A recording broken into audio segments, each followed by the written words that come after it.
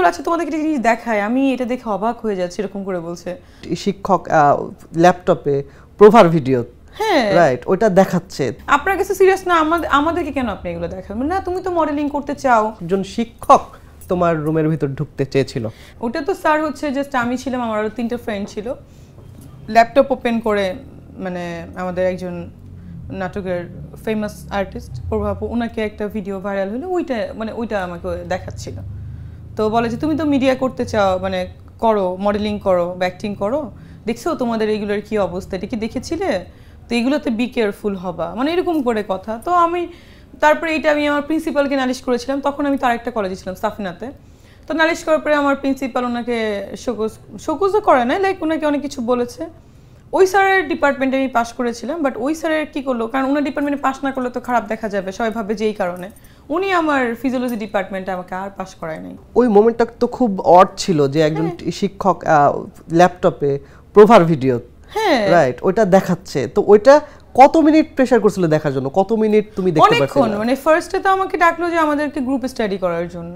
তো স্যারের সাথে এমনি একটা ভালো রিলেশন ছিল, স্যার দেখতেও ভেরি গুড লুকিং আর খুব সুন্দর করে কথা বলতো আমাদের সাথে। তো আমাদের এসডিএম টিচার ছিল, মানে তো নিয়ে গেল। আচ্ছা আমি এবার এসডিএম অত বুঝতাম না, কারণ হচ্ছে আমার মুখস্থ বিদ্যা আমার ওরকম হয় না। তো আমি বলি আচ্ছা ঠিক আছে স্যার যাবো, মানে তখন ক্লাস হচ্ছে, আমাদের ব্রেক ছিল টিফিন। তো গেলাম, যাওয়ার পরে এসে বই, হ্যাঁ বুকস আনছি। পরে বলে আচ্ছা আমি পরে দেখি কি যেন কনসেন্ট্রেশন দিয়ে, মানে স্যার এভাবে বসে আছে, আমরা তো ওইখানে। তো বলে আচ্ছা তোমাদেরকে একটা জিনিস দেখায়, আমি এটা দেখে অবাক হয়ে যাচ্ছি, এরকম করে বলছে। এটা কীভাবে সম্ভব? আমি পরে বলছি আমি আর আমার 2টো ফ্রেন্ড ছিলাম, আমার খুবই ক্লোজ ফ্রেন্ড দেয়ার। তো বলে যে হ্যাঁ দেখি। পরে আমাদের দেখো, পরে এরকম ঘোরায় দেখানো শুরু করলো। তো তখন কি বলবো? তো আমি এবার কথা বলে আমি বলছি স্যার এত আপনাকে যদি স্টাডি করতে আসছি, আমরা ওইটাই পড়ি, মানে এখন যেমন আমি লাইক কথা বলতে পারি, ওই সময় কিন্তু আমি অত চুপচাপ ছিলাম। তো আমার ওই ফ্রেন্ডরা আমার দিকে তাকায়, ওর দিকে মানে বলতে পারছে না। তো অনেকক্ষণ লাইক দেখানোর পরে আমরা তো তাকাই না, আমরা অন্যদিকে তাকিয়ে পরে আমি স্যারকে বললাম স্যার এগুলো আপনি কেন দেখাচ্ছেন, হোয়াট ইজ দিস? আল্লাহ আমি তো নর্মালভাবে দেখাচ্ছি, তো তুমি এখন ডোন্ট টেক ইট সিরিয়াস। আমি অফকোর্স এটা সিরিয়াস নেওয়ার ব্যাপার, আপনি আপনার কাছে সিরিয়াস না, আমাদেরকে কেন আপনি এগুলো দেখাবেন? না তুমি তো মডেলিং করতে চাও, মডেলদের মতো ঘুরে বেড়াও, করছো, নায়িকা হইছো, তুমি কেন মানে মানে করছো? তখন তো এরকম এগুলো ইউজ টু হতে হবে। ওই টিচার কি এখন ওই যে দুজন ছিল, দুজন কিন্তু আমি তো শিকদারে চলে গেলাম, ওরা পাশ করছে, আমি পাশ করার 2 বছর পর, ওই কলেজেই তারা ছিল, ওখান থেকেই পাশ করেছে। ওই টিচার কি এখন আছে? ওই টিচার এখন ওখানে নাই।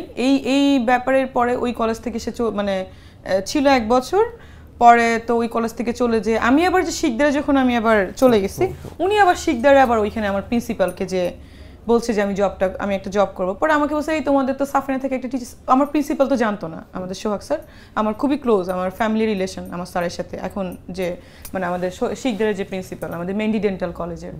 তো আমার স্যার বলছে যে তোমাদের স্যার তো সবাই আসতে ছিল, স্যার বলতো যে আসছে, এটা কি কেমন স্যার? আমি বলছি না স্যার এই স্যারের সাথেই তোমার ঝামেলা, আপনাকে তো বলতে ভুলে গেছি। বলে ওই যে একটা ঝামেলা হয়েছিল। বলে কি ঝামেলা? স্যারকে তো আমি বলতে পারছি না। তবে স্যার এটা একটা অনেক বাজে ঝামেলা, আপনার আমি কি বলবো? পরে বলেছিলাম 1 বছর পরে। তা আমি ওকে স্যার বলে যে থাক, যেহেতু মেডিকেল তো একটা সিন্ডিকেট ডক্টরদের, তুমি একটা স্যারের বিরুদ্ধে লাগবা, আরেকজন তোমার এগেনস্টে যাবে, তখন তুমি আর পাস করতে পারবে না, দরকার নেই, এটা আমরা সাইলেন্টভাবে করে তুমি স্টাডি করতে লাগো, কন্টিনিউ করতে লাগো। আমার তো ইচ্ছা ছিল আমি যেদিন পাস করব ডেফিনেটলি ওর নামটা আমি বলবো, কারণ স্বাভাবিক ওর জন্য আমার লাইফটা পুরো হেল হয়ে গেছে। আমি সবসময় ফার্স্ট হই, আমি 2বারই গোল্ডেন A+ পাই স্টুডেন্ট, আমি কখনো সেকেন্ড হয়নি, 1বার না 2বার ছোটোবেলায় হয়েছিলাম। আমি ফেল কেন করবো? তবে প্র্যাকটিক্যালে কখন মানুষ ফেল করে? যখন তার সাথে কোনোভাবে পারে না। তো আমার খুব ইচ্ছা ছিল যে আমি তখন তো আর ভাবি নাই যে মানে মিডিয়াতে ফেমাস হবো বা এত কিছু করবো। ইচ্ছা ছিল যে না ওর নামটা আমি সামনে এসে বলবো, মিডিয়া ডেকে টাকা খরচ করে হইলেও প্রেস আনবো, মানে আমার ছোটো ছিলাম, জিদ ছিল একটা। তো পরে আসলে এখন মনে হলো যে না, মানুষকে মাফ করে দেওয়াই বেটার, ক্ষমা মহৎ গুণ, আমি চাই না। বাট উনি দেখেছে এটা সমস্ত এই ব্যাপারটা নিয়ে কন্ট্রোভার্সি হয়েছে ডক্টরদের ভিতর, বিভিন্ন পেজে সব ডক্টররা জানে। তুমি প্রেম করে বিয়ে করো, যেমন অনেক স্যার আছে আমাদের ফ্রেন্ডগুলোকে বিয়ে করছে, সেটা ডিফারেন্ট ব্যাপার, ভালোবাসো বিয়ে করো, কিন্তু তুমি একটা বাজে জিনিস কেন দেখাবা, বাজে কাজে উদ্বুদ্ধ কেন করবা? তো এখন ভালো মানে ট্রেন্ড হয়ে গেছে, এখন দেখি স্যাররা কিছু বললেই মেয়েরা প্রতিবাদ করে, তো আমি চেয়েছিলাম ওইটাই করুক।